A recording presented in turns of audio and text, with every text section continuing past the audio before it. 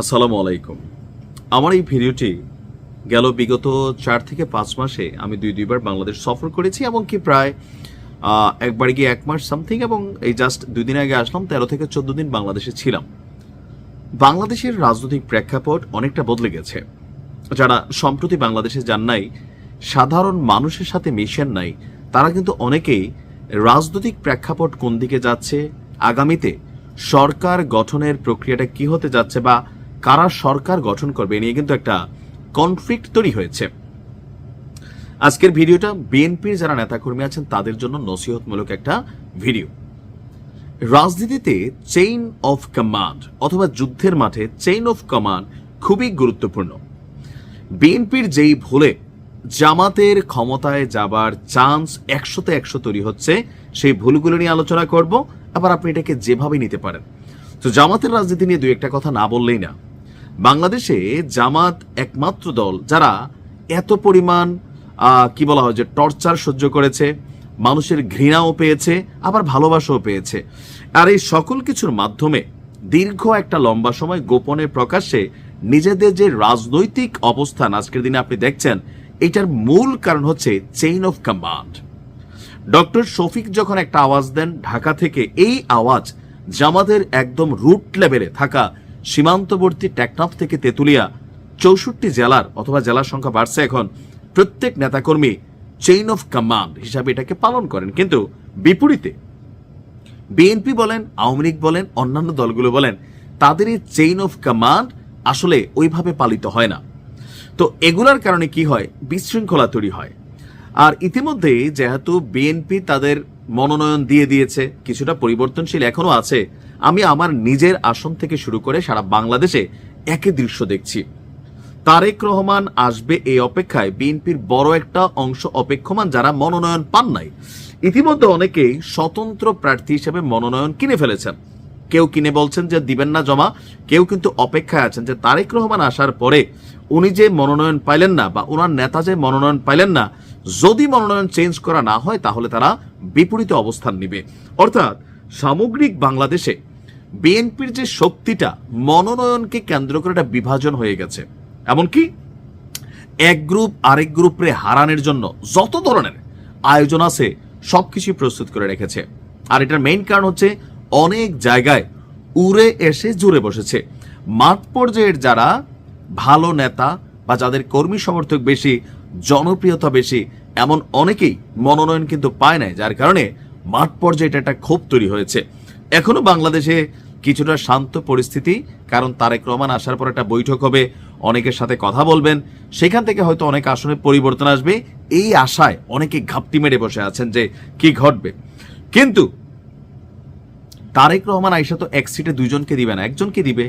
এখন যাকে দিয়ে দিছে তার কাছ থেকে ওটা ছিনাই নিলে কি হবে, এটা তার আত্মসম্মানে লাগবে, তার নেতাকর্মীরা এটা কোনোভাবে মানতে পারবে না। অটোমেটিক তারা বিএনপির বিরোধিতা করবে, মুখে মুখে যাই বলুক। জামাত ছাড়া বাকিরা মুখে মুখে যাই বলুক, বিরোধিতা করবে। আওয়ামী লীগ বিএনপিতে এটা হয়। আবার ধরেন যিনি পাইলেন না, পাবার আশায় অপেক্ষমান আছেন, তো তারেক রহমান এসে তো তাকেও দিতে পারবেন না, একজনকে তো রাখতে হবে, একটা আসলে তো 2 জন প্রার্থীর সুযোগ নেই। সো এখানে কনফ্লিক্ট তৈরি হচ্ছে। বিএনপির প্রত্যেকটা আসনে 4 জন 5 জন মনোনয়ন প্রত্যাশী অপেক্ষমান, যেখানে বিপরীতে জামাতের 1 জন। বিপরীতে জামাতের কয়জন? 1 জন। জামাতের যেই কমিউনিটি আছে, ইউনিটি আছে, তারা এককভাবে সর্বোচ্চ চেষ্টা করছে। চা দোকান থেকে শুরু করে বড় বড় মার্কেট, বড় বড় ব্যক্তি সবার কাছে যাচ্ছে, দলমত নির্বিশেষে। কারণ ভোট তো শুধু জামাতের ভোটে জামাত পাশ করবে না, তাদের দরকার কার ভোট? জামাত ঘরানার বাহিরে যারা আছেন তাদের অন্তর জয়ের চেষ্টা করতেছেন। অপরদিকে জামাতের কিছু বক্তাদের বক্তব্যে জামাতের যে জনপ্রিয়তা, সেইখানেও কিন্তু অনেকটা ঘাটতি তৈরি হয়ে গেছে। আমি গেল ধরেন 4 মাস আগে যখন বাংলাদেশে গেছিলাম, আর এই জাস্ট লাস্ট 2-3 দিন আগে গিয়ে আসলাম, জামাতের জনপ্রিয়তা 100 থেকে 10% কমছে। আমির হামজা টাইপ কিছু হুজুরদের, আরো কিছু নেতাদের বক্তব্যের কারণে উল্টাপাল্টা মন্তব্য, মানুষ ধর্ম নিয়ে পছন্দ করে না। ধর্ম নিয়ে অতিরঞ্জিত বাড়াবাড়ি করে জান্নাতের টিকিট দেখাইয়া ভোট চাওয়ার যে প্রবণতা বা হাসরের মাঠে দাঁড়িপাল্লা থাকবে, এগুলো বাংলাদেশের জনগণ পছন্দ করে না। জামাতের বোঝা উচিত। বাট ওভারঅল যেটা হচ্ছে, জামাত নিজের ভোটে যতটুকু পাস না করবে, বিএনপির বিদ্রোহী প্রার্থী, বিএনপির যারা মনোনয়ন বঞ্চিত আছেন, তারা কোরাম কইরা এখানে বিএনপিকে পাশ করাবে এটা খুবই কিন্তু মানে উদার মন মানসিকতার প্রয়োজন, আর এটা না হওয়ার সম্ভাবনাই বেশি। কেন? এক এলাকায় যখন 4টা বাঘ থাকে, একটা বাঘকে মনোনয়ন দেওয়া হয়েছে বা তিনি পাশ করে আসলেন, তো আমাদের স্বাভাবিক রাজনৈতিক দলগুলা করে কি ওই নেতা পাশ করার পরে নিজ দলের 3 নেতারে আগে খায়া ফেলে, সেই কর্মীদেরকে খায়া ফেলে। আওয়ামী লীগের সময় আওয়ামী লীগ করা মামলা হামলা এলাকা ছাড়া অনেক মানুষ ছিল। কেন? কারণ যিনি এমপি হয়ে বসছিলেন তিনি মনে করছেন যে অন্য দল আমার জন্য ক্ষতিকর না। কোনটা ক্ষতিকর? আগামী নির্বাচনে যদি আমার নমিনেশন হারাই ফেলি, কারণ এখান থেকে যদি অন্য কেউ পাওয়া যায়, সেই জন্য তার প্রথম কাজটাই ছিল ওই এলাকায় যত তার এনটি আওয়ামী লীগ আছে, তার বিরোধী আওয়ামী লীগের নেতাকর্মী আছে, তাদেরকে দমন পীড়ন। যেটা আশঙ্কা সবার মধ্যেই যে ধরেন এক্স যিনি মনোনয়ন পাইছেন তিনি যদি পাশ করেন, বিএনপির YZ ABC নেতাদেরকে খায়া ফেলবে, কর্মীদেরকে বড়াই ফেলবে, তিনি তার আধিপত্য কায়েম বিস্তার করবেন। এটা কিন্তু সাধারণ জনগণ থেকে শুরু করে প্রত্যেকের ধারণা। সো আমি জানি না যে জনাব তারেক রহমান দেশে আসার পরে এই বিষয়টাকে কিভাবে ডিল করবেন। ইতিমধ্যে সবাই অপেক্ষমান, পরিস্থিতি থমথমে। প্রত্যেক এলাকায় নেতাকর্মীরা কোনোভাবেই দলের মার্কা ভালোবাসে, কিন্তু নিজের নেতার পক্ষে না আসলে সেটাকে ভালোবাসে না। কুমিল্লা 6 এমন এমন ঘোষণা আছে, আপনারা দেখছেন সোশ্যাল মিডিয়াতে, আর এগুলো কিন্তু বাস্তবায়ন হবে। শুধু কুমিল্লা 6 দৃশ্যপট না, সারা বাংলাদেশে এই দৃশ্যপটটা। অর্থাৎ বিএনপির যেই ভুলটা হবে একতাবদ্ধ না থাকা। বিপরীতে জামাত নিজেদের ভোট তো পাবেই, বিএনপি থেকে যারা মনোনয়ন পাবে না, সো টেকনিক্যালি নিজের দলের প্রার্থীকে হারানোর একটা চেষ্টা থাকতে পারে।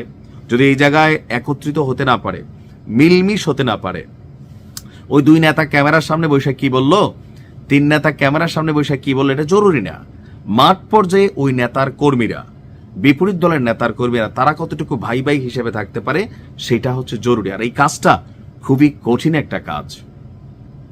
বিএনপি যদি মনে করে যে না, আমি আমার একক ভোটে আমার যেই মানে কি বলা যে অনুসারীরা আছে, অথবা আমি দলের মার্কা পাই সেই জন্য সবগুলা লোক ধানের শেষে ভোট দেবে, কিন্তু ভুল।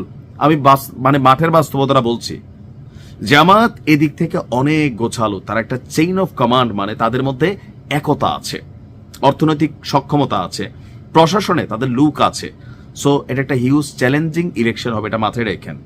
বিএনপি যদি একতাবদ্ধ থাকতে না পারে, এবার মাঠ পর্যায়ের যে বাস্তবতা, সেখানে বিএনপির ভুলেই জামাত ক্ষমতায় যাবে।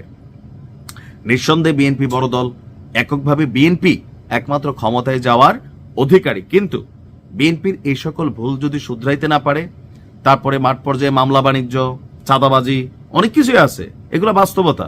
এগুলাকে কন্ট্রোল করতে না পারলে আরো খারাপ পরিস্থিতি হবে। দেখা যাক জনাব তারেক রহমান আসার পর কি হয়। ভালো থাকুন।